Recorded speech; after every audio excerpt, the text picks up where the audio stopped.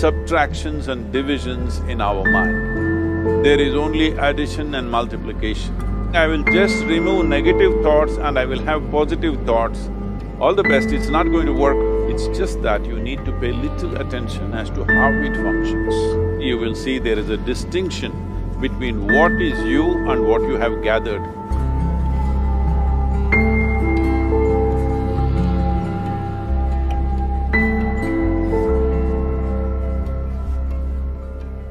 Well, see the way the question is asked and also the way normally it's addressed is, people think there is something called as negative thought and positive thought.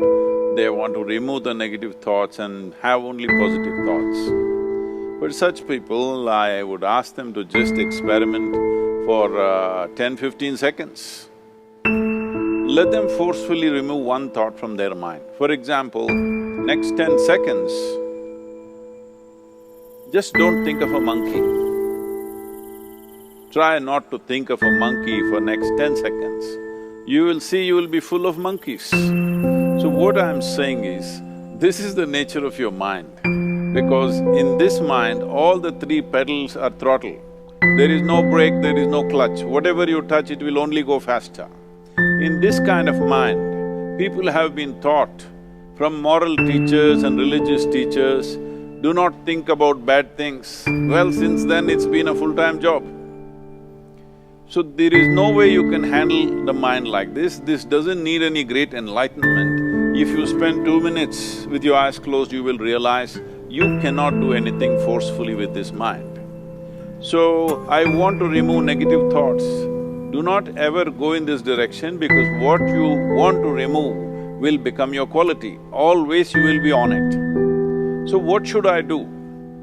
The thing is this, without understanding the fundamental mechanism of this mind, because our mind, human mind, is the most sophisticated computer on the planet.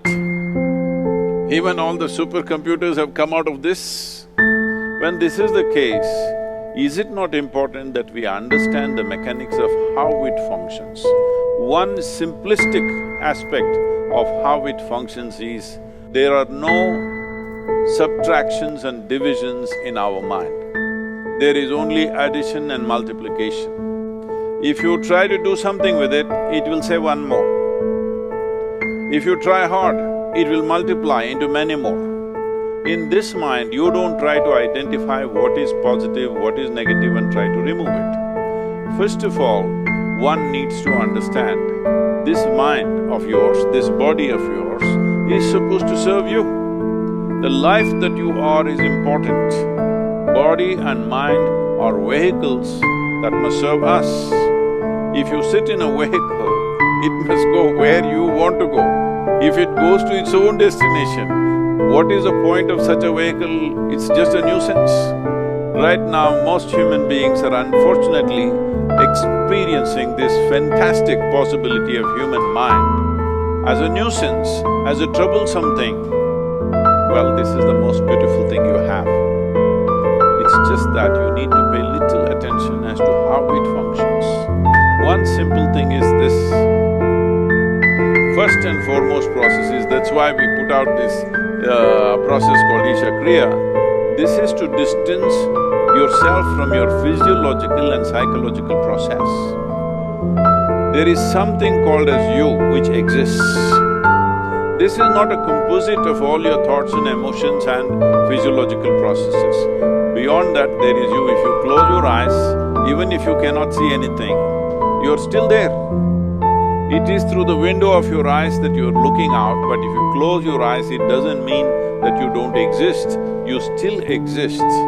So beyond your thought, you still exist, beyond your emotion, you still exist. So that you, the life that you are, this has to come into your experience.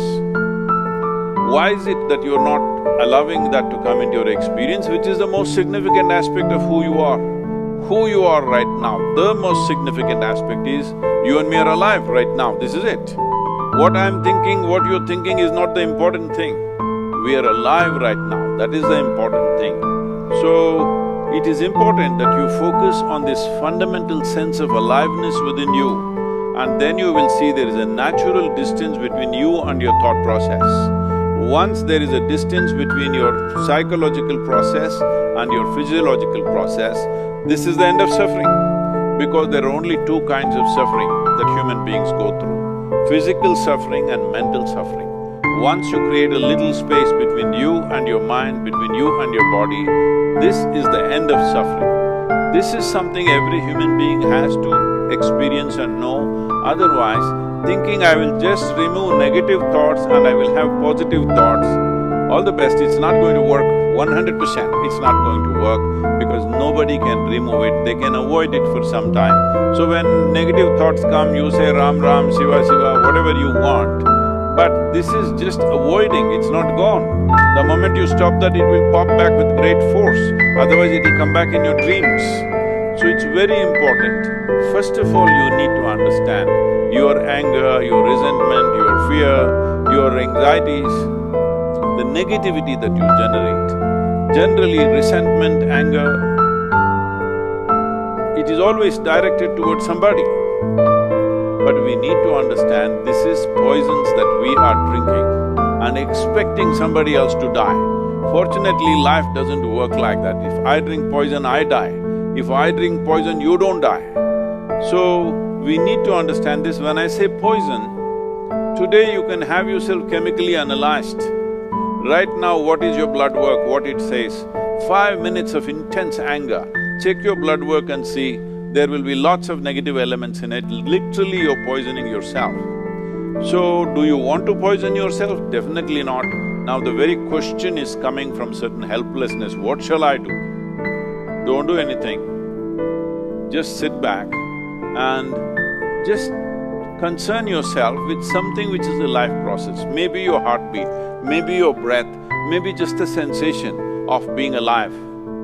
Depending upon how sensitive or how perceptive you are, accordingly, find something. It could be a sensation in the body, it could be breath, it could be heartbeat, it could be anything, something which indicates life to you. Just pay attention to that for some time. Slowly you will see there is a distinction between what is you and what you have gathered, which includes both your physiological and psychological possibility or mess, whatever you made out of it.